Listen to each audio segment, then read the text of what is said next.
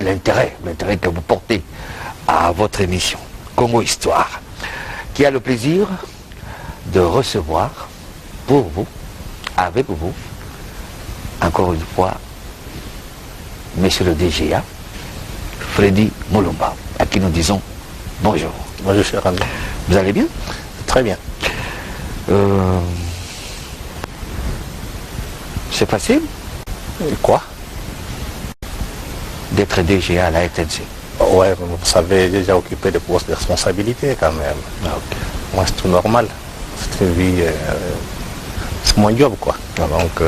habitué. Je suis déjà habitué à ça. Okay. Je voulais, avant d'attaquer notre sujet d'aujourd'hui, vous remercier. Bon, remercier le DG. Donc d'abord il y a le PCA. Le PCA est toujours là, non? Le PCA, le DG et notre DGA. Parce que là, nous sommes assis sur de nouvelles chaises. Hein. Je voulais dire fauteuil. Mais je pense que quand nous sommes arrivés ici, on a trouvé, je peux dire, un trou noir. Ah, okay. Après 100 jours, il fallait quand même un petit geste pour donner l'espoir aux travailleurs et journalistes de la RTNC. Okay. Parce que les jours où nous sommes arrivés ici, tout le monde était content. Okay. Il faut maintenant passer aux actes. Et on demande à ceux qui nous suivent, donc les collaborateurs de la RTNC, de nous suivre de plus près, okay. De façon qu'on fasse un travail au profit des travailleurs et de l'entreprise, et sans oublier et du pays. Très bien. Voilà. Et ce premier geste, c'est déjà quelque chose de bien, même si le chemin est encore vraiment long, c'est pas très long. Parce que vous voyez, la RTNC n'est pas moindre. Hein. C'est pas seulement Kinshasa. Non, mais c'est grand, c'est très grand, c'est quand on est à l'extérieur. Voilà. On ne peut pas se rendre compte, c'est quand on y entre. Voilà. Donc c'est trop grand. Voilà. Donc c'est l'image du pays, voilà. La grandeur. Merci beaucoup. Puisqu'on est encore dans cette parenthèse-là, vraiment le souci, je vous ai suivi avec... ce sont des Coréens que j'ai vus là. Ouais, vous échangez avec eux. Ouais. Alors, donc, si notre radio, n'est-ce pas, peut atteindre les coins et recoins de notre pays, et pourquoi pas notre télévision, et surtout la radio, parce que vous voyez la radio, même partout en forêt là-bas et tout ça, non, si ce tam-tam-là peut encore résonner jusque dans le fin fond de notre pays, est-ce que nous pouvons espérer cela? Est-ce que nos téléspectateurs, nos auditeurs peuvent encore espérer cela? Je pense qu'il faut espérer parce que le chef de l'État qui nous a nommés à la tête de l'entreprise a confiance en nous. Okay. Il attendra qu'on fasse du bon travail. Je ne pense pas qu'on va le décevoir. Okay. On fera que cette entreprise soit comme dans les temps on appelait Tam-Tam d'Afrique. Okay. La RTNC. Okay. Donc il faudrait qu'on revienne à ça parce que je ne sais pas si les Congolais se rendent compte de la grandeur de ce pays et de sa mission. Malheureusement, j'ai l'impression qu'il y a beaucoup de gens qui sont distraits. Et je l'ai toujours dit que nous avons une mission. Quand je dis nous, la RDC. Cette mission consiste à ce qu'on travaille pour l'Afrique. Donc si la RDC est stable et puissante, l'Afrique sera stable et puissante. Donc nous devons travailler dans cette vision. C'est Dieu qui l'a voulu, c'est la nature aussi, et parce que nous sommes au cœur de l'Afrique. Et je rappelle toujours ce que Franck Fanon a toujours dit. Oui. L'Afrique a la forme d'un revolver dont la gâchette se trouve au Congo. Je pense que c'est ça la leçon qu'il faut donner à nos enfants. Et ça est là, ça est là. Donc, les jours où les enfants comprendront ça, qu'on a une mission, pas seulement pour nous, pour toute l'Afrique, pour ne pas dire pour toute la... Non, pour le monde aussi. Non, d'abord pour nous les Noirs, le panafricanisme. Il faut comprendre que nous avons nos frères qui sont en Amérique, qui sont en Amérique du Sud. D'ailleurs, je viens de voir les matchs entre Colombie et Sénégal. Il y a quelques Noirs. Voilà. Il ne faut pas que les gens l'oublient. Ces Noirs viennent de l'Afrique. Ce sont nos frères qui ont été vendus comme des meubles à cause de l'esclavage. Donc l'Afrique, ce n'est pas seulement le continent, c'est voir aussi la diaspora africaine, la diaspora noire, qui est en Amérique et dans d'autres pays. Donc il faut que les Congolais prennent conscience de cela. Ok, revenons maintenant à notre sujet du jour. C'est d'ailleurs là que je voulais vous demander le bon vent. Quel bon vent vous a entraîné encore aujourd'hui sur le plateau de Congo Histoire? Je pense qu'on va fêter le 30 juin. C'est le jour de notre indépendance. J'estime qu'il était quand même important qu'on parle. Parce que nous sommes dans un tournant historique. Les gens qui ont le sens de l'histoire le comprennent. Ceux qui n'en ont pas ne comprennent pas. Voilà. Après la première indépendance politique qui a été acquise, arrachée par les Lumumba, et les Kasavubu, Bolikango et les autres. Donc on entame la deuxième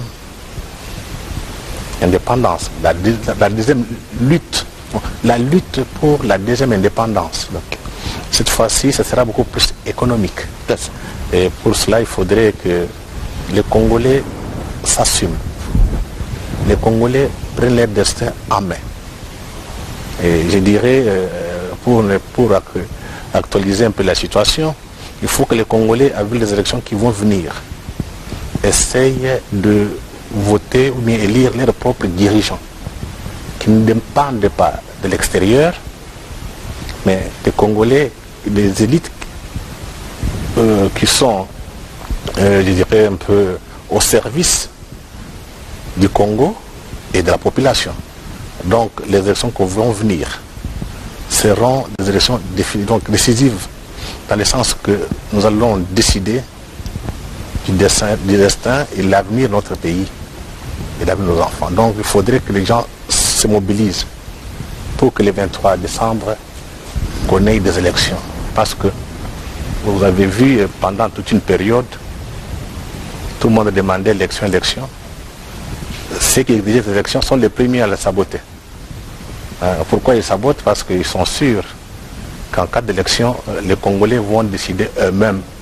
Parce que ces élections sont financées par les gouvernements congolais. On n'a pas de financement extérieur.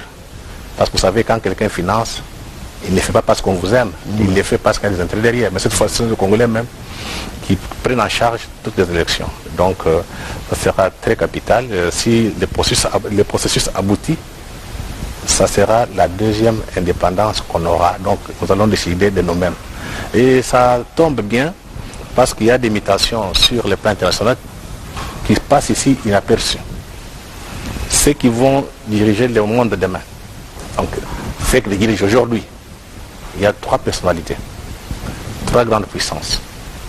Vous avez l'Amérique avec Trump, vous avez la Chine avec Xi Jinping, vous avez la Russie avec Poutine. Ces trois personnalités ont quelque chose en commun. C'est la souveraineté. Poutine parle de la souveraineté de la Russie. Que personne ne vienne mettre ses pieds dans la situation, dans la politique interne de la Russie. Vous avez la même chose avec Trump. Je vous parle d'abord l'Amérique. Donc tout ce qu'il fait, c'est pour l'Amérique, pas pour autre personne, mais pour autre chose. Vous avez Xi Jinping, même chose. C'est d'abord la Chine. Donc ces trois personnalités sont très jalouses de leur souveraineté. Donc ça nous permet aussi, nous, Congolais, surtout, que nous nous battions pour garantir à ces pays sa souveraineté, son indépendance. Parce qu'aujourd'hui, l'environnement est propice et favorable à cette nouvelle tendance souveraine par rapport à d'autres périodes où c'était Obama, c'était Bill Clinton, avec un discours de la démocratie, un discours de bonne gouvernance, droit de l'homme, qui derrière ces discours se cachaient les intérêts. Maintenant, ces discours de Obama, Clinton et les autres, est récupérée par ce qu'on peut appeler les acteurs non étatiques, parmi lesquels vous avez des ONG, des fondations, comme la fondation OSISA, qui est gérée par M. Soros, qui ont un discours un peu mondialiste, néolibéral. Non, il faut que les marchés s'installent partout, il faut que les valeurs démocratiques occidentales s'imposent à travers le monde. Donc ces deux tendances s'affrontent actuellement entre ceux qui pensent à la souveraineté et ceux qui pensent à la mondialisation néolibérale où l'État n'existe pas. Pour l'impérialisme, en quelque sorte, oui. Donc il y a ces tendances-là qui se font, qui s'affrontent actuellement. Donc c'est à nous maintenant de savoir qu'est-ce qu'on peut faire pour être du bon côté de l'histoire. Qu'est-ce qu'il faut faire? Mais il faut s'organiser, prendre conscience des enjeux, lire les signes des temps. Donc quand je dis les signes des temps, dans le sens que comment le monde est en pleine imitation et tirer des leçons. Voilà.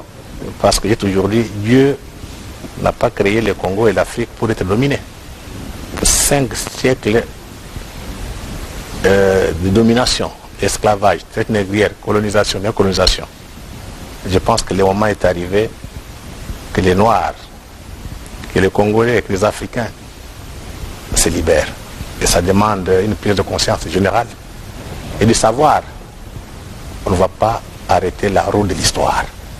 Ceux qui ne vont pas comprendre que l'histoire est en marche seront jetés dans la poubelle de l'histoire. Donc on ne va pas s'arrêter. J'ai toujours dit, l'Occident, c'est fini. Et encore la Belgique, c'est terminé. Ceux qui pensent aller chercher les pouvoirs à l'étranger se trompent. Vous voyez un peu de contradiction. C'est beaucoup de gens qui vous parlent au nom du peuple. Nous, c'est le peuple. Mais au lieu d'aller voir solliciter les pouvoirs auprès de la population, les soi-disant défenseurs du peuple font le tour du monde à la recherche de soutien.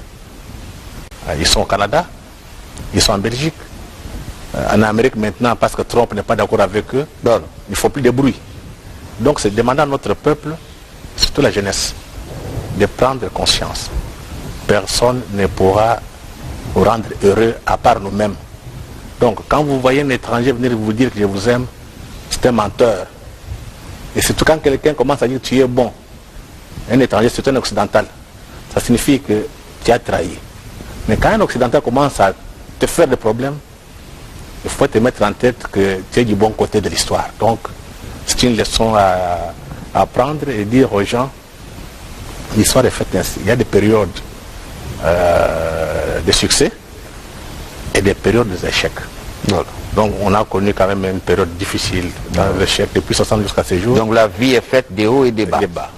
Donc on a connu depuis 60 jusqu'à ces jours des périodes d'échec. Maintenant, la période de succès s'ouvre. Maintenant, il faut qu'on travaille, qu'on attende l'aide des personnes. Pour chasser la peur. Chasser la peur, chasser aussi les complexes. On est tellement complexés. Rechercher aussi l'identité que nous avons perdue. Notre identité à nous. Totalement, c'est parce que on a passé, je dirais un peu 57 ans dans la confusion. Voilà. On n'a pas réformé l'école. On n'a pas écrit notre propre histoire. Et l'histoire qu'on nous apprend, c'est l'histoire des autres. Donc il y a un travail à faire. C'est à la nouvelle génération de prendre conscience. De toute façon, le train a démarré. Voilà. Il ne va pas s'arrêter. Ça, c'est vrai. Alors, vous demandez aux Congolais de militer à présent pour arracher l'indépendance économique. Serions-nous déjà indépendants sur le plan politique? Parce que, bon, là, vous demandez une deuxième indépendance. Et ça dit que vous êtes assuré, vous êtes sûr, vous avez constaté que maintenant, 58 ans après, en tout cas, nous jouissons totalement de notre indépendance politique. N'est-ce pas? Alors maintenant, il faut chercher la deuxième indépendance. Est-ce que nous sommes déjà totalement totalement indépendants sur le plan politique? Oui, je pense que l'histoire doit nous aider. Voilà. La première indépendance politique, on l'a acquise en 60 avec le Lumumba. Okay. Patrice Emery Lumumba a fait du travail, a fait un bon travail. Il a été assassiné. Donc l'indépendance politique s'est estompée avec la disparition de Lumumba. Mobutu, avec des groupes d'Imbisa, avec les Occidentaux, ont pris le Congo en main de cette période jusqu'en 1997. Les jours où Mouzé est arrivé avec Afdel. Ouais. Quand il a pris les choses en 1997, je pense qu'en 1998, il y a eu la guerre des Août. Ouais. Je pense qu'on n'a pas pu récupérer le pouvoir. C'était 2 ans après. 2 ans après. Donc Mouzé a tenu, les Congolais ont tenu parce que ceux qui ont montré de quoi ils sont capables sont les gens d'Indjili. Je pense qu'il y a des images. Il ne faut jamais oublier l'histoire. Donc en 1998, Mouzé a corrigé les tirs. C'est comme ça qu'il y a le marché de la liberté. Oui, Mouzé a tenu le coup avec le peuple congolais. Le peuple a résisté. Et puis en 2001, il est assassiné. Les gens pensaient que c'était facile de récupérer la situation. Joseph était trop jeune. Pendant tout le temps, le Congo a échappé.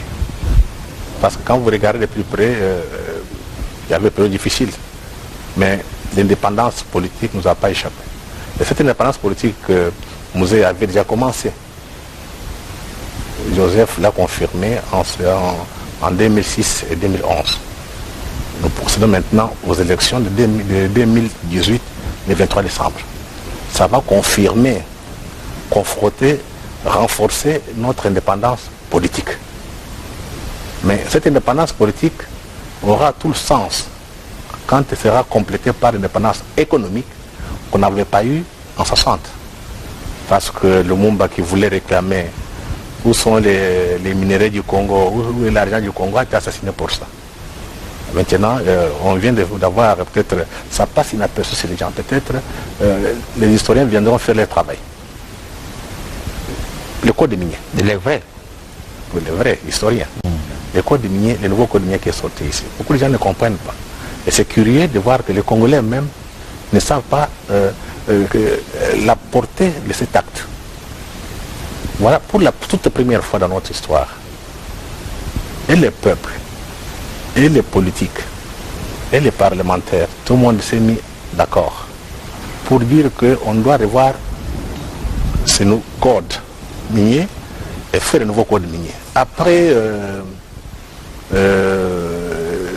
16 ans, parce que c'était prévu, le code était promulgué en 2002, on devrait les changer, les modifier en 2012. 10 ans après, ce qu'on appelait la période de stabilité. Je ne pourrais pas dire la période de pillage. La Banque mondiale et les autres ont pillé de fond en comble nos richesses. On dit en 2012, on doit revoir le code. Ça traînait 6 ans. En 2018, notre Parlement se met d'accord, on dit on doit revoir le code, avoir un nouveau code minier. Ils votent les codes. Maintenant, il fallait que les chefs de l'État les promulguent. Les codes partent à la présidence. Normalement, les chefs devaient faire place dans 15 jours. Il a attendu, mais il y a des miniers. Ces miniers qui ont écrit au président pour dire non, nous sommes lésés, renvoyez ces codes au Parlement pour qu'on puisse les voir. Ça signifie quoi? Ces gens ignorent totalement la démocratie et la souveraineté. Donc ils ignorent notre peuple. Ils estiment qu'eux, ils ont droit sur nous. Donc le peuple n'existe pas. Donc tout ce que notre population a fait, non, à travers le Parlement, ils ne reconnaissent pas. Ils disent non. Nous, comme nous sommes des miniers, vous devez remettre. Et puis ils donnent des ordres au chef. Ça pose un problème. Est-ce que, sans vous arracher la langue, monsieur le DGA,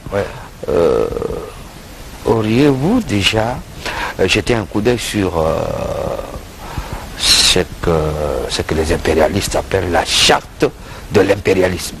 Vous l'avez déjà vu? J'ai déjà vu ça. C'est le tout premier article le stipule. Il le dit bien. Aucun État du tiers-monde n'est souverain. C'est dit. Vous comprenez maintenant, ces gens demandent à ça. Aucun État du tiers-monde n'est souverain. Voilà. Donc, il demande à ce qu'on envoie les codes, les chefs à promulguer. Imaginez-vous quand vous retirez les beefsteaks dans la bouche d'un chien. Voilà. Mais il est prêt à te mordre. Hein? Bien sûr. Donc, il faut que les Congolais se préparent, il y aura des attaques. Donc, on ne soit pas naïfs. Okay. Ces gens sont habitués à nous faire des guerres. Mais cette fois-ci, ils sont trompés d'époque. Okay. Les Congolais ne sont pas prêts à accepter certaines recolonisations. Ils ne sont pas prêts, vous le dites. Est-ce que vous êtes sûr? Est-ce qu'ils sont préparés? Je pense qu'il y a quand même des situations qui peuvent nous montrer que nous ne sommes pas n'importe quel pays. Voilà. Je pense que vous connaissez la situation de M23. Oui. Qui l'a fait? Qui? Notre armée. Vous avez tendance à oublier.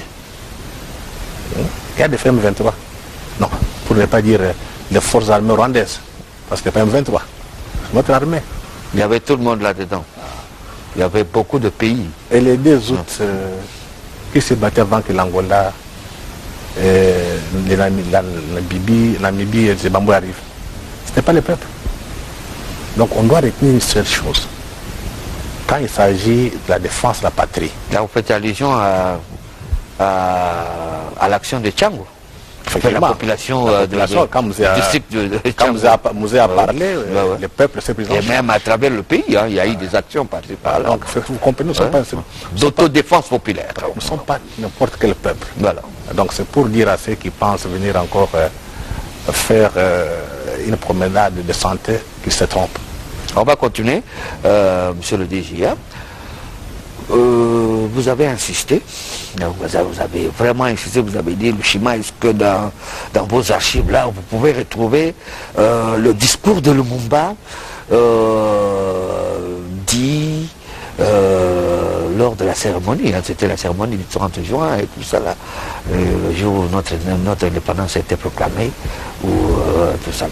Alors, il y a eu le discours du président Kassavubu, il y avait le discours du roi Baudouin, mais il y avait aussi le discours, bon, qu'on dit improvisé, et beaucoup de gens l'ont trouvé brutal, l'ont trouvé brutal, tout cela, parce que le discours existe, n'est-ce pas? Mais vous avez demandé en tout cas qu'on vous propose ce discours-là, qu'on le propose même à nos fidèles téléspectateurs, qui le connaissent parce qu'à travers le documentaire qui passe, ce documentaire, c'est ce discours. Pourquoi vous avez demandé ce discours? Non, c'est parce que d'abord, on a tendance à oublier les symboles. Voilà, pendant 80 ans, on disait aux Noirs, vous êtes inférieurs aux Blancs. Les Blancs étaient Dieu, Muzungu Anasema, Muzungu Dieu Mungu. Et de voir les Noirs qui n'a pas fait d'université. Vous aimez bien cette expression? Noir? Muzungu Anasema. Oui. Ils comprennent. Vous l'aimez? Ils comprennent quand je dis Muzungu Anasema. Les Blancs a dit. Voilà. Et donc, de voir les Noirs prendre parole devant les maîtres, les contester en face. Donc, sur le plan psychologique, cette remise en cause de la supériorité blanche devant, c'était à la télévision, tout le monde qui a vu, ça a essayé un peu de travailler, de tuer un peu je dirais les bourreaux, sans enlever la peur, sans libérer l'imaginaire du Congolais. Ils sont aussi capables de faire mieux que les autres. La peur a disparu. Vous croyez? Je pense que... Mais vous dites souvent, moi, je vous suis à travers des débats et tout ça. En tout cas, très souvent, vous faites allusion à cela. Vous reconnaissez que même les intellectuels ont peur, n'est-ce pas? Donc, c'est comme si vraiment beaucoup de Congolais avaient encore des problèmes de se débarrasser de la peur. Mais vous savez pourquoi? C'est pourquoi alors? C'est parce qu'on n'a pas étudié ces discours. Imagine-toi, un enfant chaque matin, de 6 ans avant d'aller à l'école, il lit ces discours. Vous trouverez même des Congolais qui vous disent, mais écoutez, Lumumba était très brutal, hein, n'est-ce pas? C'est lui qui a gâché tout et tout ça, à cause de son discours là, improvisé et tout, brutal. Voilà. En fait, on a fait par tous les moyens pour qu'on ne puisse pas connaître ce discours. Il fallait diaboliser Lumumba, on a diabolisé beaucoup, avec la complicité des Congolais. Donc si chaque enfant qui naît, donc il a 6 ans, un enfant congolais, il lit ce discours chaque jour, il n'aura pas peur de s'engager pour le pays, il ne sera pas complexé. Mais comme beaucoup ne connaissent pas ces discours, ne comprennent pas, c'est comme ça qu'ils ont peur, ils sont complexés, ils sont aliénés. Donc le Lumumba a fait un travail, je pense que aujourd'hui, personne ne va nous empêcher de le faire. C'est donner ces discours à chaque enfant congolais, de les lire chaque jour pour avoir des repères. Malheureusement, jusqu'à présent, le travail n'est pas encore fait. Il sera fait. Donc le Lumumba a donné d'abord la fierté aux Noirs, à toute l'Afrique. Et vous verrez, d'ailleurs j'étais en... Ça c'est vous qui le dites, hein, à New-Orléans. Pour beaucoup de Congolais. Ouais. Bon, je dis pour certaines Congolaises et certains Congolais, c'est lui qui est à la base de nos malheurs, de misère et tout, parce qu'il a chassé les Blancs. C'est l'ignorance, une cuisine d'esclaves. Donc je vous prends l'exemple des Noirs américains, en Louisiane, à New-Orléans, qui a changé de nom. Il s'appelle Patrice Emery Lumumba. Qui? Un Noir américain. Ah bon? Oui, en Louisiane. Il a changé de nom, il s'appelle Patrice Emery Lumumba. Qu'est-ce qui l'a poussé à décider ainsi?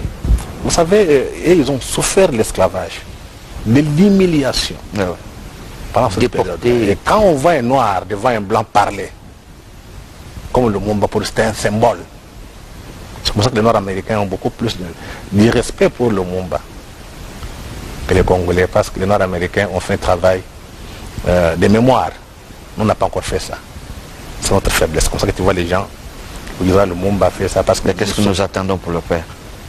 Je pense qu'il y a un système qui a été mis en place depuis 60 qui devrait produire des anti-lumumbistes, pas des lumumbistes, à travers l'histoire, à travers l'enseignement. Mais je pense qu'avec de nouvelles technologies aujourd'hui, avec la nouvelle citoyenneté, je pense qu'on prendra vite conscience. Voilà. C'est comme ça que je parle, la deuxième indépendance. Voilà. Donc, qu'on le veuille ou non, l'histoire est faite ainsi. Parce qu'on ne peut pas nous dominer éternellement. Il y a toujours un moment donné, ça s'arrête. Et puis on repart. Donc cette période-là maintenant, qui a commencé. Et ce sont des historiens qui viendront constater après. Nous qui sommes là, on trouve normal. Mais on est en train de réécrire notre propre histoire. Voilà. Donc ceux qui viendront après nous, ils vont écrire maintenant, ils disent, ah, ça s'est passé comme ça. Voilà. Pour le moment, nous passons comme ça, on pense que c'est normal. Voilà. Donc ça fait partie d'un destin. 5 siècles, c'est du passé. On nous a trompés, on nous a menti. Maintenant, il y a notre voie qui s'ouvre. On nous a pillés. On vous dit vos matières premières ne vous appartiennent pas. Ça nous appartient à nous. Nous avons droit. Sur ça, je pense que cette période est arrivée à la fin.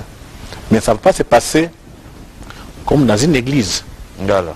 Là où il y a des intérêts économiques, il faut se préparer à se battre. Voilà. Donc ceux qui sont habitués à venir manger ici, prendre gratuitement, ils ne vont pas vous laisser tranquille. C'est ce qu'il faut dire aux gens. Préparez-vous pour vous battre, pour votre indépendance et votre liberté. C'est le travail qu'on doit faire maintenant. Voilà. Ça s'arrache. Indépendance économique. Qu'est-ce? Je pense que ça signifie qu'en 1885, les richesses du Congo ne nous appartenaient pas. Donc même pendant toute l'après-indépendance, rappelez-vous l'histoire de Montassé Birgo Zaïrois, qui a fait toute la période de Mobutu jusqu'à sa fin. Quand il a tenté de réclamer cette indépendance, il en a payé. Parce que vous voulez voir clair. On a mis des gens pour continuer à entretenir, surtout la Belgique. Il y a beaucoup de clients ici qui travaillent pour la Belgique. Et jusqu'à aujourd'hui, la Belgique n'a jamais accepté que le Congo soit indépendant.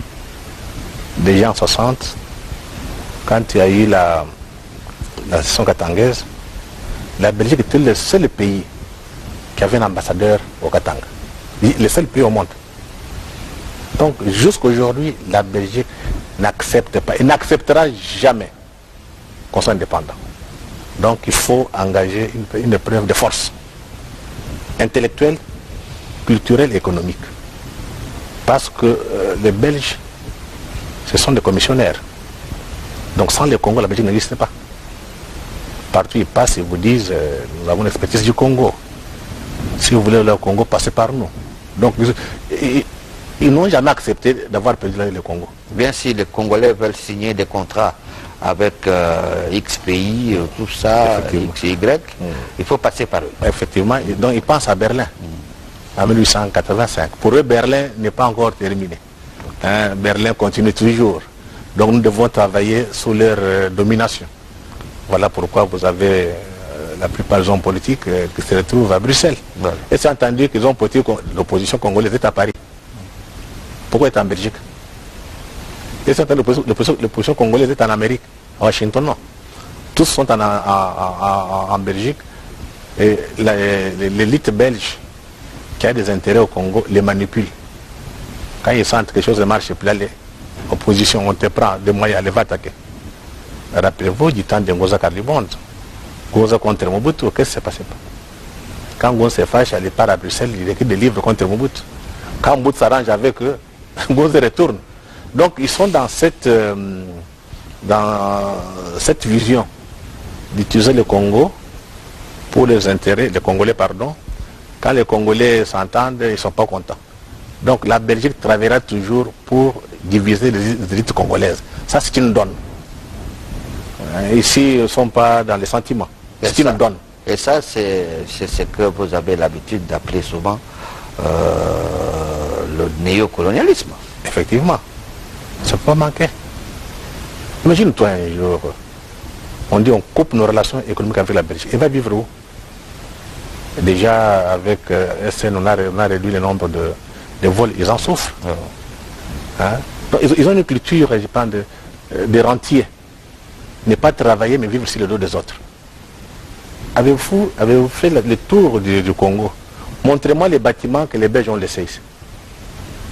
Quel monument on a? Dis non, la colonisation belge était bonne. Vous avez vu ce qu'ils ont fait. Ils ont fait quoi? Par contre, quand vous partez à Bruxelles, vous voyez des monuments, vous avez des bâtiments qui ont été construits grâce au Congo. On a pillé le Congo pendant 80 ans par la Belgique pour construire Bruxelles. Les documents sont là. Donc c'est ce Congolais de comprendre. C'est pas peut-être nos enfants, peut-être nos petits-enfants comprendront. Ils ont construit le chemin de fer, national numéro 1, national numéro. Ils ont construit des écoles ici, oui. C'était pas eux, les Belges? C'est là où ça devient intéressant. La Belgique n'avait rien. Le Congo a été considéré comme une entreprise, une colonie internationale. Voilà. Donc n'importe qui pouvait venir investir. Vous connaissez le chemin de fer de Banguela? En Angola. En Angola. Ouais. Ça sont des capitaux portugais. C'est pas belge. Les chemins de fer à l'est, là, comment on appelle ça, vers... oui, à partir plutôt de... Non, prends à partir de Katanga. Oui, oui. Non, du Katanga jusqu'à en Afrique du Sud. Oui. Ah, ok. Ça, ce sont des capitaux britanniques. Ok. Donc, la Belgique n'a pas investi ici. Par contre, c'est les rois qui nous a exploités, qui a construit la Belgique, Bruxelles, avec les richesses du Congo. Donc la Belgique n'a rien donné aux Congolais. Quand le roi avait encore la Belgique comme domaine privé. Non, enfin, le Congo. Oui, effectivement, oui. Domaine privé. Oui, voilà. Mais pendant cette période, il a beaucoup investi, le roi, en Belgique. Voilà. Il a construit. C'est le roi des Belges qui a investi, donc c'est la Belgique. Non, c'était différent. De toute façon, il n'était pas considéré comme... Il y avait une différence entre le Congo et la Belgique. Voilà. Donc il pensait, c'était un gérant, quoi. Il gérait le Congo pour les multinationales. Mais il a profité pour faire la Belgique une plaque tournante avec les richesses du Congo. Anvers, c'était la plus grande capitale mondiale du diamant. Est-ce que la Belgique produit du diamant? Ceux qui connaissent très bien, au Boken, où est-ce qu'on... Là où on raffinait les cuivres. Est-ce que la Belgique a des cuivres? Donc, les Belges même savent. Sans le Congo, ce sera difficile que la Belgique dit tout ça. Soros, quand je vois déjà Soros, il est de quelle nationalité? Il est américain. Voilà. Donc, vous voyez, les impérialistes ne vont pas nous laisser tranquilles. Et d'ailleurs, nous allons suivre, je pense, 2 éléments que nous avons préparés pour vous et pour nos téléspectateurs. Nous avons le néocolonialisme que nous allons suivre. C'est un élément, je suis sûr qu'il va vous intéresser, connaissant votre goût, n'est-ce pas, suivi d'un autre, mais celui-là c'est encore un monsieur de l'Occident qui dit ceci que bon, les Blancs ne sont pas tous mauvais, hein, ils ne sont pas tous méchants. Comme Raoul par exemple. Raoul n'est pas méchant, il n'est pas mauvais. Alors celui-là, on n'a pas donné son nom, il dit ceci, il dit qu'il reconnaît que ce que nous appelons, ou qui se tapent la poitrine, qu'elles sont grandes puissances. C'est pas grande puissance en quoi, bon, peut-être parce qu'ils ont des armes, tout ça, des discussions massives et tout ça là. Alors, monsieur dit ceci que il reconnaît que la France, l'Amérique, toutes ces puissances-là ne peuvent pas vivre ou survivre sans la guerre. C'est en créant des guerres, n'est-ce pas, que ça leur permet de vivre. Mais ces guerres, c'est pour le minerai, c'est pour pétrole et tout cela. Alors nous allons suivre et je pense que vous... Voilà, vous avez suivi. Si. Je pense que quand je dis toujours les Africains sont les naïfs. Non. Il y a une donne dans le monde capitaliste occidental. Toute leur économie est basée sur la guerre, l'armement. Toute leur industrie, l'industrie d'armement. Aujourd'hui, vous avez Internet. Ça ne vient pas du privé. C'est l'armée qui est à la base, qui a utilisé, puis on a rendu public. Donc si on ne fabrique pas des armes, il est difficile que l'économie tourne. Et ça leur permet aussi en fabriquant des armes de s'adapter, de faire recherche pour des innovations. Donc les grandes innovations sont militaires. Voilà. Or, toute l'économie occidentale est basée sur ça. Mais quand les armes deviennent nombreuses, on va les éliminer comment? En les cassant. On va créer des guerres. Comme ça, on liquide le stock qui est là. Vous vous entretuez ici en Afrique. Mais ce qui est curieux, ils interdisent aux autres d'en fabriquer. Oui, mais c'est normal. Parce que quand tu vas commencer à fabriquer des armes, comment il va vivre? Il ne saura pas te piller. Et puis, qui va acheter ces armes? Donc, il a besoin qu'il y ait des États faibles, quand il y a des guerres, et vendent des armes. Voilà. Et leur économie tourne. Et ça leur permet aussi de piller. C'est ça la loi du capitalisme. Il n'y a pas autre chose. Donc sans guerre, sans crise, pas vivre. Le système capitaliste ne peut pas se maintenir. Donc grâce à la guerre, ça doit exister. Donc c'est à nous maintenant de comprendre qu'est-ce qu'il faut faire. C'est créer un rapport de force. Ça signifie que si demain, même si fabrique des armes, ils donnent à des gens pour nous faire la guerre, ils trouvent que nous sommes blindés. Ils vont reculer. Parce que quand ils financent des guerres, et c'est tout par exemple dans le cas du Congo, à l'est, là où il y a eu des guerres, c'est là où il y a des matières premières. C'est là où il y a des matières premières, là où il y a la guerre. Donc, vous trouverez très mal la guerre dans la forêt. Donc quand on dit qu'il y a la guerre quelque part, il y a des matières premières, il y a du pétrole.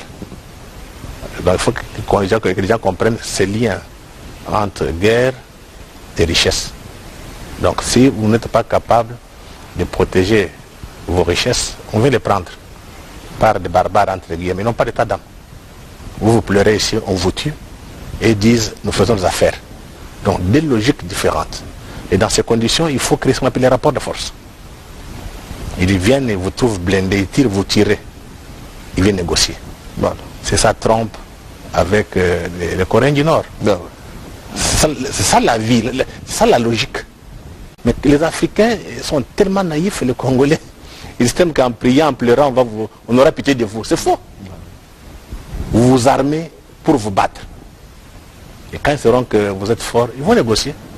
Ils viendront acheter des matières premières au lieu de les prendre gratuitement. Et regardez une situation qui est passée à l'Est. Il y a un économiste africain, mais qui a fait sa thèse sur... donc le titre de sa thèse, c'était sur les minéraux, les minéraux stratégiques et enjeux africains. Il a pris le cas du Congo. Toutes les guerres que nous avons connues étaient liées à de nouvelles innovations technologiques. Il a pris la guerre des années l'AFDEL, 1994-97. Ça, il a lié ça à un minerai qu'on appelle germanium, qu'on utilisait dans l'informatique avec des Wi-Fi. Donc on avait tellement besoin de ces matières premières. Et le malheur à faire, c'est que ces matières premières, le germanium, se trouvent au Congo. D'où la guerre. C'est un malheur? Non, c'est un malheur parce que ça nous fait du mal, mais je pense que c'est un bonheur si nous savons nous défendre. Donc ça c'était la première, la première innovation avec les Wi-Fi. Il fallait mettre la main sur les germanium. Je pense que le malheur aussi, c'est parce que nous-mêmes, on n'est pas à mesure de transformer nos richesses. Non, mais c'est faux. C'est faux, on peut les transformer si on veut. Ah bon. Donc la deuxième guerre Si on veut. Ah, si on le veut, on le transforme. Mais pourquoi on ne le fait pas? Mais c'est parce qu'on a mis une structure en place qui vous empêche de le faire. Donc on vous a mis comme un pays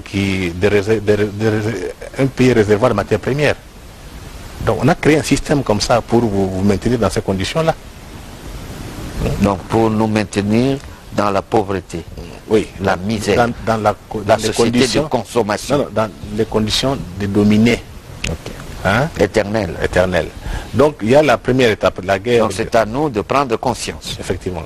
Il y a cette guerre de germanium, il y a la guerre d'État, et puis il y a la guerre de coltan, avec encore Internet. Maintenant, il y a la guerre de cobalt qui va éclater. Donc au lieu de passer tout votre temps à discuter... Si elle n'a pas déjà éclaté. Oui, je pense que c'est le code minier qui a mis le feu aux poudres.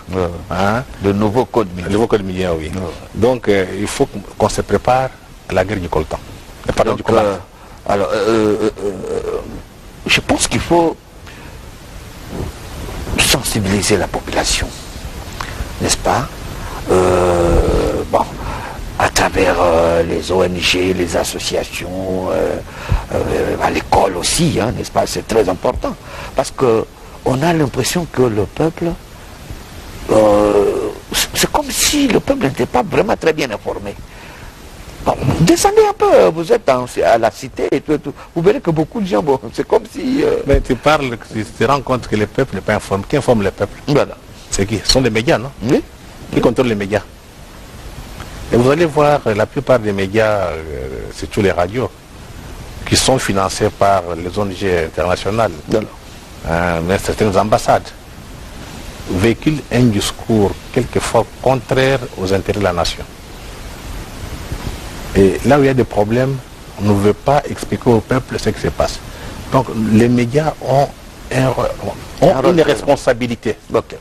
Aujourd'hui, si notre peuple n'est pas informé, c'est parce que les élites, les journalistes qui doivent informer ne font pas leur travail ou bien sont achetés. Parce que celui qui finance une ONG qui finance une entreprise, une radio, un journal, tout comme une télévision, il ne le fait pas gratuitement parce qu'il veut faire passer un message. Mais la naïveté de nos élites, quand on leur donne l'argent, ils trouvent normal, ils vous disent « Ah non, vous savez, l'argent que telle fondation me donne, bientôt ONG, c'est bon parce qu'on défend la démocratie. » Si l'État congolais te finance, on va dire qu'on t'a corrompu. Tu vois un peu le contraste. Donc l'État qui te finance, c'est la corruption. L'argent que l'Occident ou bien les ONG vous donnent, c'est bon pour la démocratie et le développement. Donc il y a un problème, il faut changer de paradigme. La manière dont nous voyons la vie, ça le fond du problème, un problème culturel. Parce que une personne normale, nous qui avons grandi au village, la première réflexe quand tu vois un étranger, c'est méfier. On laisse un temps la nuit, on envoie une femme pour écouter qu'est-ce qu'elle est venue faire. Il dort et puis la femme du village va prendre des informations pour nous donner, dit non, non, maintenant il est venu faire ça. Voilà. Vous prenez précaution, mais ce n'est pas le cas aujourd'hui. Tout étranger qui vient, des gens qui étaient à l'école des Blancs, l'école moderne, ils estiment qu'ils sont venus pour leur faire du bien. Donc il faut faire un travail de changement de mentalité et de vision. Tout étranger vous menace. Parce que tu ne sais pas quand il vient faire quoi. Par contre, chez nous, on a longtemps d'aller en Amérique, d'aller au Canada, en Belgique, pour comploter contre notre propre État. Oui. Donc le fond du problème, c'est changer les paradigmes, changer la mentalité. Croyant que tous ces États-là sont paradisiaques. Non, ils pensent qu'ils travaillent pour nous. Voilà. Et tout en oubliant toute l'histoire. Comment voulez-vous que quelqu'un qui a fait l'esclavage, la tête négrière, la colonisation, le néocolonialisme, aujourd'hui vous dit il va vous démocratiser, vous acceptez? Pendant plus ou moins 500 ans. Est-ce que les gens comprennent? Quelqu'un qui a fait ça, il dit non, je vais vous développer, je vais vous démocratiser. Ça signifie que les élites africaines ne comprennent pas les véritables enjeux. Ou bien l'école a mal formé les gens, ne fût-ce qu'avoir le système. Donc il faut revoir le système éducatif. Oui, il faut enseigner la philosophie. Parce que quand quelqu'un connaît la philosophie, il commence à s'interroger. Enseigner la philosophie, aussi enseigner l'histoire. Malheureusement, ça n'existe pas. On a tout oublié. Voilà. Tout le monde est économiste, tout le monde est juriste. Monsieur le DG, voilà, donc maintenant il faut lutter, militer pour arracher l'indépendance économique de notre pays, n'est-ce pas? C'est faisable. Vous pensez que ça peut nous prendre combien de temps cette guerre? Je l'appelle déjà guerre. Non, je pense que ça prendra du temps, mais selon les services de renseignement américains, le monde sera stable en 2030. Ah, okay. Donc nous devons être capables, de faire par tous les moyens, quand le monde doit se stabiliser, que le Congo trouve sa place, que l'Afrique trouve sa place. Ça signifie que nous devons d'abord apprendre à résister et ne pas croiser les bras. Alors qu'on cherche à balkaniser le Congo. Oui, ils ne vont pas le faire, parce que si aujourd'hui nous mobilisons... C'est qui a dit qu'en 2000, la RDC n'existera plus? Je pense que c'est Jacques Attali, qui avait écrit une histoire pour l'avenir, je pense. Voilà. Une brève histoire pour l'avenir. Ça, c'est lui qui l'a dit. Il avait les Nigeria et le Congo selon des trous noirs. C'était prévu comme ça. Okay. Mais aussi le service un rapport de la CIA publié en 2013, je pense, qui estimait que le Congo et la Somalie pourront disparaître. Le Congo RDC et la Somalie pourront disparaître. Ah bon? Et dans pour eux... ça sont eux qui le disent. Non mais si vous ne résistez pas, ça va arriver. Donc quand on dit ces histoires, beaucoup de gens, quand je parle, ils disent non, tu commences à exagérer. Ils ne comprennent pas l'essence de l'histoire. Voilà. Ces gens vous disent, on fera par tout moyen pour balkaniser votre pays. Voilà. Vous dites non, il n'y aura rien. Non. Ça ne suffit pas de le dire. Il faut qu'on apprenne à se battre. Voilà. Parce que les gens doivent savoir, le Congo a été une création, une construction. On peut le construire demain. C'est notre volonté d'avoir un Congo uni qui va imposer aux autres de ne pas venir nous embêter. Mais si vous ne faites rien, vous passez tout votre temps, vous vous chamaillez comme des enfants, vous voulez voir quoi? Donc le travail à faire, surtout pour les médias, c'est d'informer et de dénoncer. Et pointer du doigt ceux qui ont des plans pour couper notre pays. D'appeler à l'unité. Oui. Parce que l'union fait la force. Mais tout ça, c'est beaucoup plus l'armée. Ce n'est pas tous ces civils qui parlent à la télévision qui vont faire la guerre. Voilà. Savoir une forte armée. Prendre nos enfants de 18 ans là, ils font le service militaire. Voilà. On dit les jours où quelqu'un va toucher un morceau du Congo, il va nous avoir. La vie est faite ainsi. Il n'y a pas d'angélisme. 6 millions de morts. Tu as eu un procès où les soi-disant de leçons de droits de l'homme, de développement. 6 millions. On a identifié des entreprises occidentales qui sont à la base des malheurs des Congolais. Qui les a condamnés? Et quand silence radio. Quand on voit les Congolais, les élites congolaises tomber dans... Ça fait mal quelquefois. Ça fait mal, mais je me dis,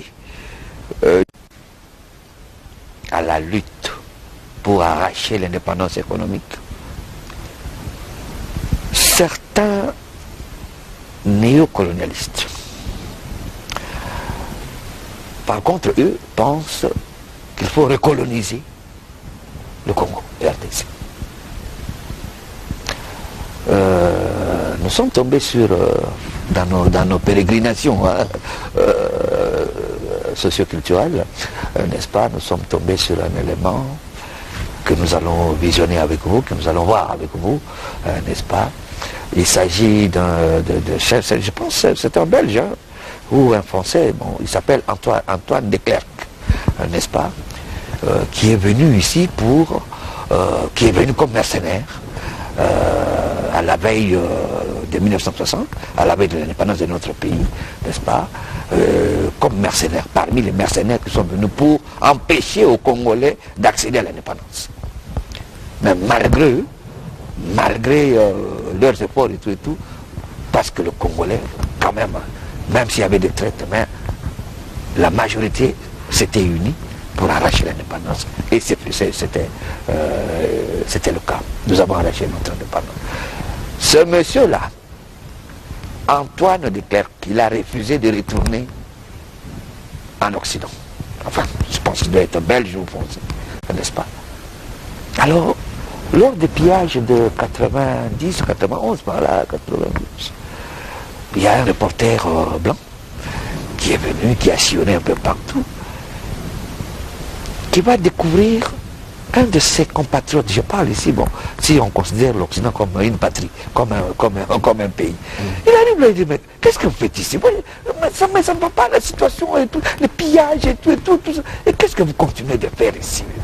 Il dit, bon, et comment d'abord vous êtes arrivé? Il dit, bon, écoutez, je suis venu, bon, tout ça, voilà. Mais qu'est-ce que vous continuez de faire ici en forêt? Il vit quelque part dans notre forêt ici, forêt équatoriale. Je pense entre l'Équateur et la province orientale, la grande province orientale à l'époque, tout ça. Ouais. Il a 7 femmes congolaises, et avec les 7 femmes congolaises, zaïroises à l'époque, il a eu avec elles 11 enfants. Et il est toujours là.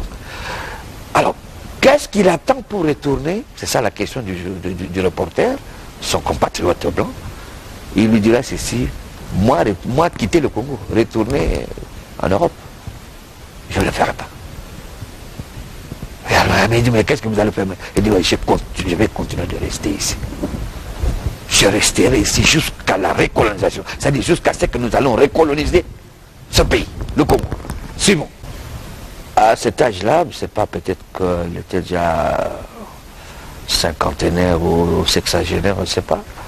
Peut-être serait-il encore en vie dans cette forêt-là, dans notre forêt à nous. C'est une forêt congolaise. Ah bon, là, il a précisé lui-même qu'il était dans une forêt de la province orientale, Kisangani, n'est-ce pas? Alors, pendant que vous voulez déjà, vous regardez déjà vers l'indépendance économique, voilà que il y a quelqu'un, ou peut-être des gens, certains impérialistes, qui rêvent de nous recoloniser. Qu'en dites-vous? Oui, comment vous réagissez à ça? Je pense que il a dit la vérité. Voilà. Il dit la vérité, c'est le fond de beaucoup de capitalistes qui regrettent d'avoir laissé le Congo dans les mains des Congolais. Il dit, nous attendons la recolonisation. Ça, c'est le fond. Et il dit que ça viendra tôt ou tard. Il dit la vérité. Voilà. Mais ça ne va pas se réaliser. Voilà. Parce qu'il y a une nouvelle génération. Il y a des gens qui comprennent. Mais en Europe, les Américains n'ont jamais colonisé. Mais surtout en Europe, les gens sont nostalgiques. Surtout en Belgique. Je pense qu'il est belge, il n'est pas français. Okay. Un Français ne peut pas parler comme ça. Il est belge. Et en Belgique, ça vous comprendrez pourquoi Renders n'est pas tranquille. Les fonds de Renders, comment dirais-je, c'est un petit symbole. C'est comment reconnaître le Congo. Reconnaître le Congo pour qu'ils parviennent à vivre. Donc si le Congo n'est pas recolonisé, je ne pense pas que... Ils ne peuvent pas vivre. Non, ils ne peuvent pas. Donc il a dit des choses réelles. Et vous verrez derrière ces discours, il y a aussi un discours raciste. C'est parce qu'on est noir. Je pense que ce langage qu'il tient et que beaucoup d'Européens tiennent aussi, ils ne le feront pas chez les Arabes. Ils le feront chez les Noirs. Vous savez, il y a des choses... C'est-à-dire que les Noirs laissent faire. Non, pas laissent faire. Dans leur... Ils acceptent de subir. Oui, parce que la plupart des Noirs ont été sont des êtres aliénés. Vous dites tôt ou tard, ça va parce que vous avez des êtres aliénés. Les Muzungu Anasema, Muzungu Yomungu. Ils croient sur ça. Mais je pense que les êtres, les Africains, les Noirs qui sont des aliénés comme nous ici, on ne peut jamais accepter que n'importe qui vienne nous dominer, que ce soit noir ou blanc, même pas jaune. Parce que dans la mentalité, on ne peut pas accepter ça. Mais comme eux sont habitués à voir des Noirs qui sont toujours à genoux, il a raison, on va les recoloniser.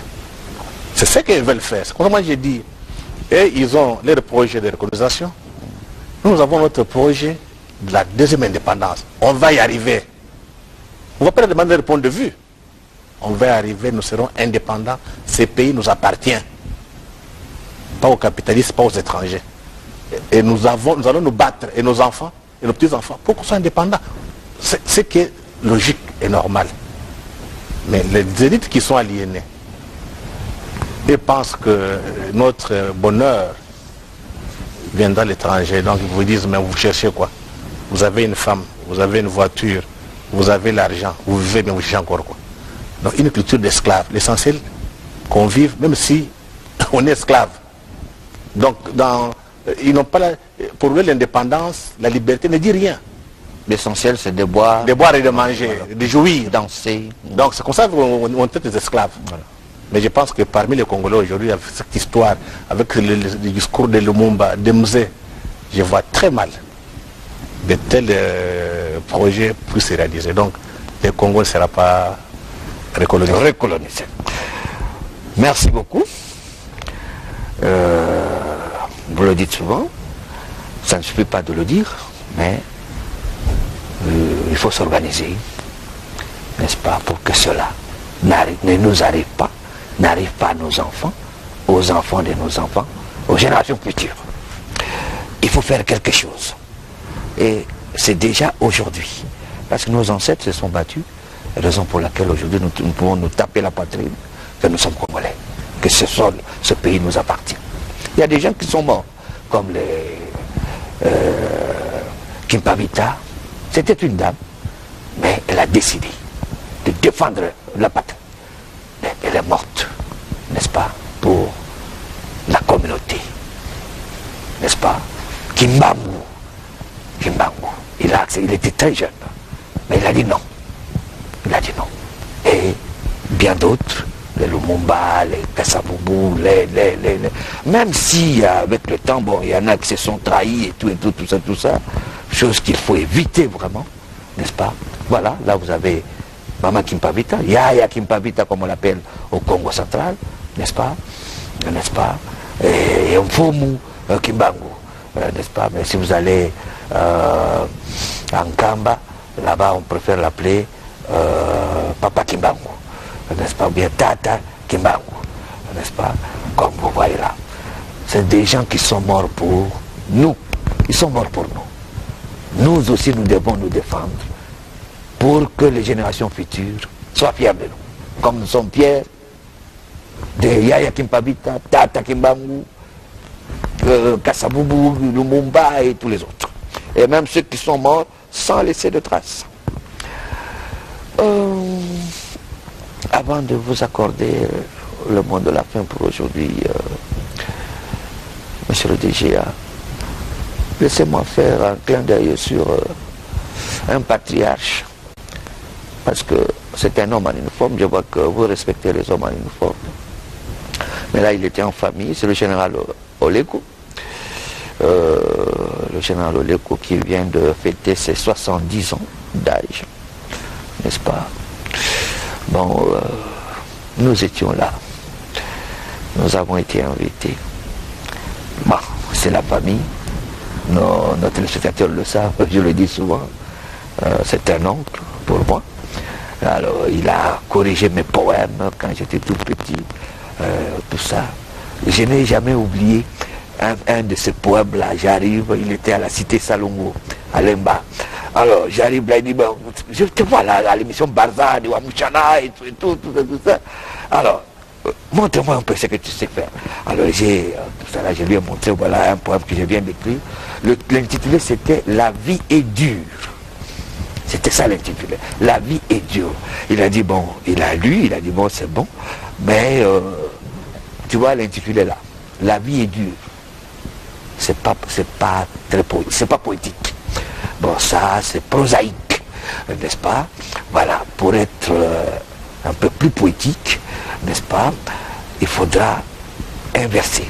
Au lieu de dire, disons de dire, la vie est dure, dites plutôt, dure est la vie. Ou bien dure la vie, ou bien dure est la vie. La vie est dure. Dure est la vie. C'est beaucoup plus poétique que la vie est dure. La vie est dure et prosaïque. Dure est la vie, c'est poétique. Voilà, ça, je n'ai jamais oublié. Voilà, et c'est un homme dur, il faut le connaître. Il sourit beaucoup, il est gentil, mais... Très rigoureux, pas dire. Il faut pas l'inviter à la colère. Voilà, mais ce jour-là, c'était très bien. Bon, c'est un homme qui a pensé... qui a profité de sa jeunesse pour penser à sa vieillesse. En tout cas, nous sommes allés à Kékolé, quelque part où il a construit et tout, il a son petit domaine et tout. C'était merveilleux. Il y avait aussi quelques comédiens qui étaient là, comme Mama Chako, Yann Dibossi, Tito, beaucoup d'invités. Alors, juste quelques minutes pour vous aider, fidèles téléspectateurs, vous qui n'avez pas été là, en tout cas, de voir comment ça s'est passé. C'était très bien. Voilà, nous revenons sur le plateau. En tout cas, fidèles téléspectateurs, vous comprendre Bisso, invité à Bisso, en tout cas, pour le hasard à l'aise, à ce la colobanali français, dans français. Voilà pourquoi tout ça, il y a l'émission à Bisso, dans les français. Ah voilà. Oh, il peut être à l'aise, par exemple, dans Lingala, tu peux aller dans Lingala. Ou à l'aise dans Swahili, tu peux aller dans Swahili. Tout ça là. Voilà. Monsieur le DGA, c'était juste une parenthèse. Bon, n'est-ce pas? Maintenant, nous revenons à vous pour le mot de la fin pour aujourd'hui. Oui, je pense que l'anniversaire général, voilà. C'est une interpellation. Ah, voilà. 70 ans. 70 ans. Voilà. Dans le sens que, vous savez, on passe sur cette terre. Il faut laisser des écrits. Il faut écrire des mémoires. C'est quelqu'un qui a traversé d'abord tous les régimes. Voilà. Et la colonisation, l'indépendance, il a connu le période de Mobutu, Mzee Kabila, et Joseph. Donc il faudrait qu'il laisse des écrits. Ces écrits vont permettre à ceux qui viendront après nous de tirer des leçons. Parce que jusqu'à présent, la seule personne qui a publié ses mémoires, c'est Moïse Tshombe. Ok. Ah, ça, je l'ai lu. Heureusement, il y a quelqu'un qui a appris qu'à mener... ça s'intitule comment? Moïse Tshombe, mais ça fait longtemps. Ah, il avait acheté ça à Bruxelles. Okay. C'est le seul qui a publié ses mémoires. Okay. Donc il faut que les hommes, les Congolais, ils pensent. Ouais. Comme ça, après nous, on pourra relire un peu. Très important. Comme ça, on peut éviter des erreurs. Ouais. Bon, il y en a qui se disent, bon, écoutez, écrit pourquoi? Parce que les Congolais ne lisent pas. Non, on n'écrit pas. D'ailleurs, quelqu'un, je pense que c'est un Américain, un blanc. Je précise, un Américain blanc, n'est-ce pas? Parce que là, je pense qu'il a fait ça en regardant les Noirs, les Américains noirs. N'est-ce pas? Il dira, les Noirs ne lisent pas. Ainsi, ils demeureront nos esclaves. N'est-ce pas? Voilà. Il y en a qui se disent, bon, j'ai pas écrit pourquoi? Parce que les gens ne lisent pas. Non, on n'écrit pas seulement parce que les gens lisent pas. Ah, voilà. Il faut écrire pour entretenir la mémoire. Ok. Donc, l'oralité... Il y aura toujours quelqu'un qui va... Il y aura toujours quelqu'un voilà. qui va lire et transmettre aux autres. Donc, il faut laisser des traces. Merci. Surtout quand on a occupé des postes, je dirais un peu politiques ou bien militaires. Important. Donc, je dirais un peu des postes publics. Je pense qu'il est nécessaire d'écrire. En Amérique, par exemple, chaque chef d'État, ça c'est une obligation.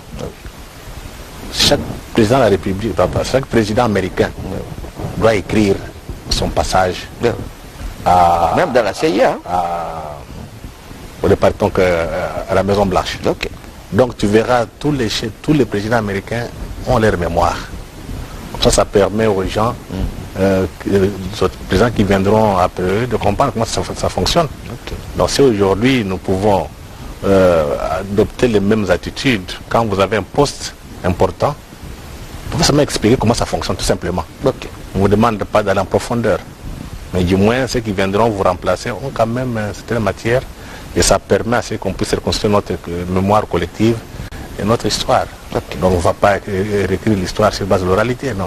C'est déjà dépassé, maintenant il faut qu'il les écrit. Et surtout que l'objet de l'histoire, c'est de nous aider à corriger les erreurs du passé. Exact. Pour améliorer. Et tirer des leçons. Bien sûr, bien sûr. C'est cela le mot de la fin pour aujourd'hui? Exact, ce mot de la fin. Par rapport à notre sujet, oui, je pense que... La lutte pour l'indépendance économique. Oui, c'est seulement dire aux jeunes gens que nous sommes dans un processus. Ça a déjà commencé. Donc il faut se préparer à se battre pour qu'on ait notre indépendance, pour qu'on ait notre indépendance économique, politique, mais surtout qu'on devienne puissant. C'est quand on est puissant, on est respecté. Et généralement, on vient avec un faux discours, démocratie. Ah non, quand vous serez démocratie, vous serez bien, c'est faux. Quand nous serons puissants, on va nous respecter. L'exemple est là, vous avez la Chine. On ne respecte pas la Chine parce que la Chine est démocratique, selon l'Occident. On respecte la Chine parce que la Chine est puissante. Aujourd'hui, on négocie avec le président nord-coréen, pas parce qu'il est démocratique. On négocie avec le président coréen parce qu'il est puissant. Donc c'est une leçon pour tous les Africains, pour nous Congolais. Nous devons faire partenariat avec tout ce que Dieu nous a donné pour être puissants. Comme ça, on va commencer à peser, on va nous respecter. Voilà, fidèles téléspectateurs, nous n'avons plus qu'à vous remercier.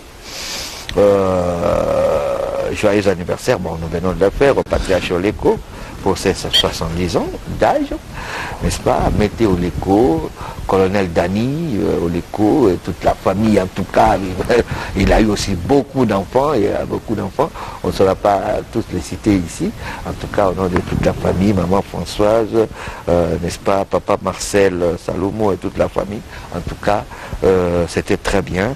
Et ce sont les enfants qui ont organisé la fête, hein, les enfants au général. Voilà.